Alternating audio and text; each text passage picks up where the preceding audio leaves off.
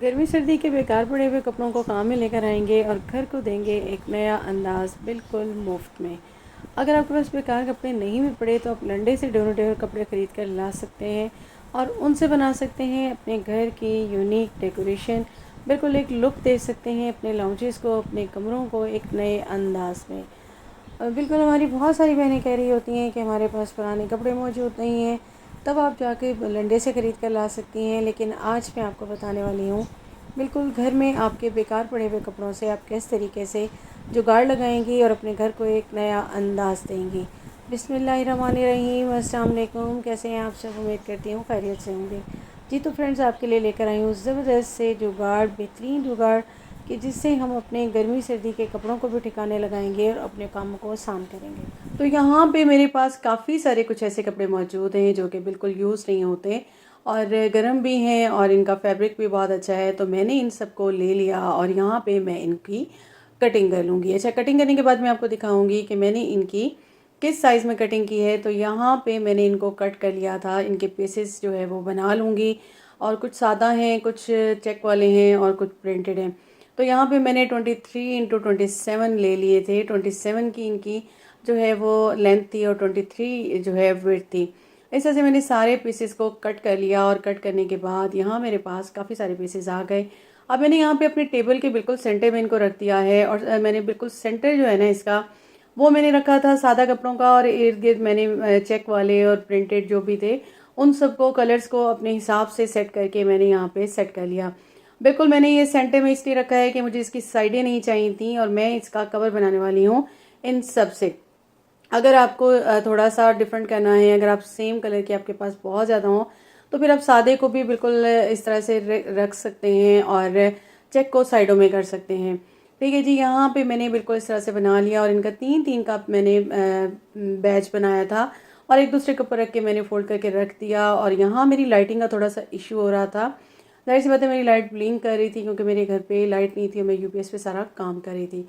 यहाँ मैंने इनको 3-3 को जो मैंने रखा था ना उनको मैंने आपस में इस तरीके से लंबाई के रुख में जोड़ लिया। सेंटर मैंने सबका आपको बताया, मैंने बिल्कुल इनका जो सेंटर है ना वो सिंपल रखे थे जितने मेरे पास पीसेस बचे थे। अब इनको क्या करूँगी कि आपस में जोड़ लूँगी क्योंकि मेरी जो ये टेबल की सेंटर थी ना, अगर मैंने उसको देखूँ तो वो मेरे पास, वैसे अगर मैं उसकी विड्थ को नापूँ ना तो विड्थ मेरे पास उसकी है तकरीबन जो है ना 62 इंच आती है, बिल्कुल पूरी पूरी अगर मैं लेती हूँ तो अगर मैं इनको ले लेती हूँ और ये मेरे पास इस तरह से कन्वर्ट होके ना 3-3 के मेरे पास ये बैच बन गए थे और इनको मैंने आपस में जोड़ लिया। अब ये देखिए जुड़ के ये कुछ इस तरह से आ गया है, बिल्कुल मिड में आ गया है, साइडों से बिल्कुल एक्स्ट्रा नहीं है, मैंने एक्स्ट्रा लिया भी नहीं।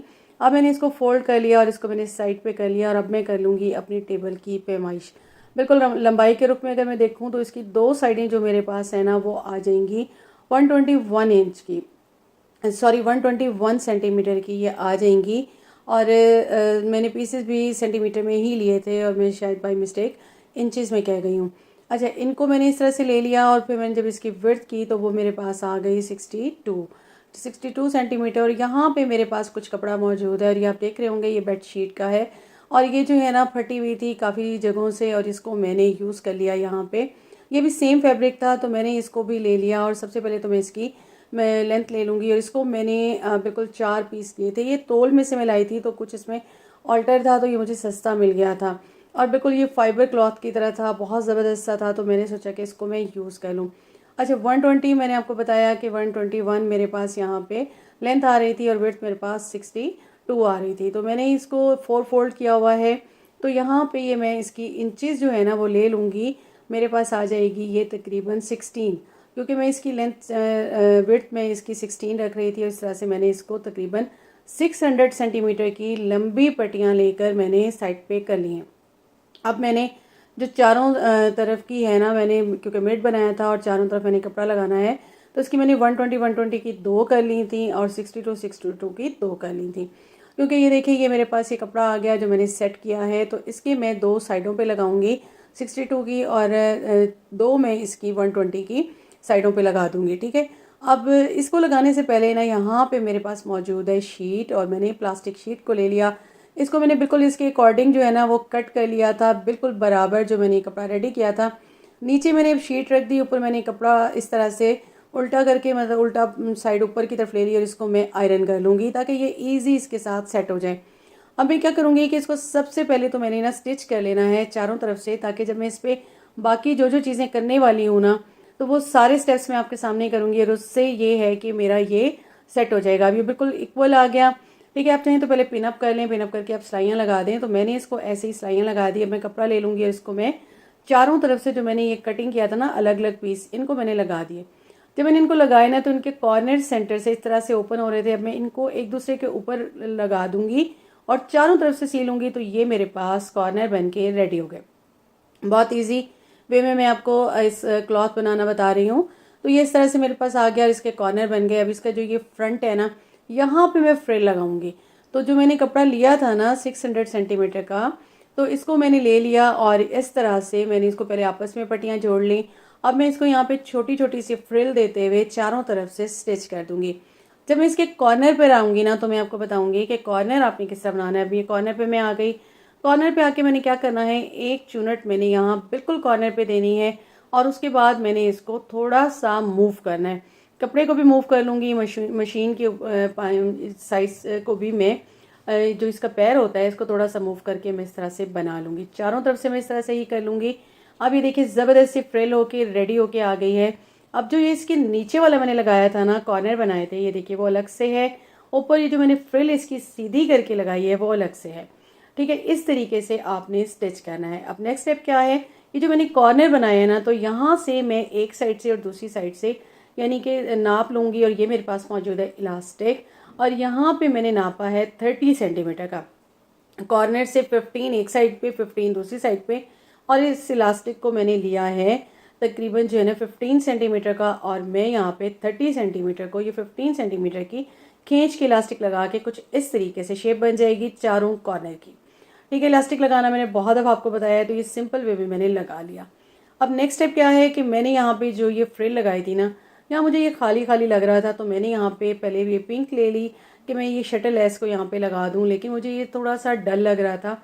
मेरे पास मौजूद है ये पर्पल कलर की, तो ये मुझे काफ़ी अच्छी लग रही थी। अब मैं इस फ्रिल को सीधा करूँगी और नीचे जो मैंने इसके कॉर्नर वाली कपड़ा लगाया है उसको भी खींचती जाऊँगी और इस फ्रिल को भी सीधा करते हुए मैंने यहाँ चारों तरफ से लगा ली है ये लेस। और अब ये मेरा हो गया है रेडी, बिल्कुल जी रेडी हो चुका है। और आपके ये टेबल्स होते हैं और यही होता है कि इस पर आप चाय भी पी रहे होते हैं, आपके कॉफ़ी टेबल्स होते हैं या सोफ़ों के साथ के टेबल होते हैं, तो इस पर आप सामान भी रख रहे होते हैं, चीज़ें भी, तो बहुत ज़्यादा गंदे हो जाते हैं। तो मैंने यहाँ पे क्लॉथ बनाया, लेकिन उसके ऊपर मैंने शीट लगा दी ताकि मैं शीट को ईजीली साफ़ कर सकूँ। अभी थोड़ी सी भी गंदी होगी तो मैं इसको आराम से साफ़ कर लूँगी, तो ये कपड़ा बिल्कुल गंदा नहीं होगा। फ्रिल को मैंने शीट नहीं लगाई और ये देखिए यहाँ पे ये कॉर्नर बन गया, नीचे जाके फिक्स हो गया। इसके कॉर्नर को हमने फिक्स कर दिया चारों को और ये ज़बरदस्त आपका बन के रेडी हो चुका है।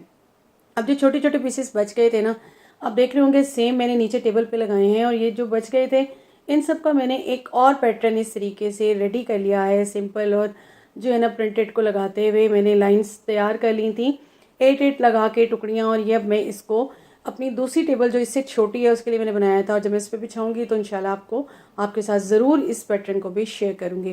पैटर्न मैंने सेम रख के बना लिया था और अब मैं इसको जब सारी टेबल कवर बनाऊंगी तो आपके साथ शेयर करूँगी। तो कैसा लगा आपको मेरा आज का ये कंटेंट, उम्मीद करती हूँ पसंद आया होगा। पसंद आया तो काइंडली मेरे चैनल को सब्सक्राइब कीजिएगा, बेल आइकन प्रेस कीजिएगा। अपना रखिएगा बहुत ज़्यादा ख्याल। अल्लाह हाफिज़।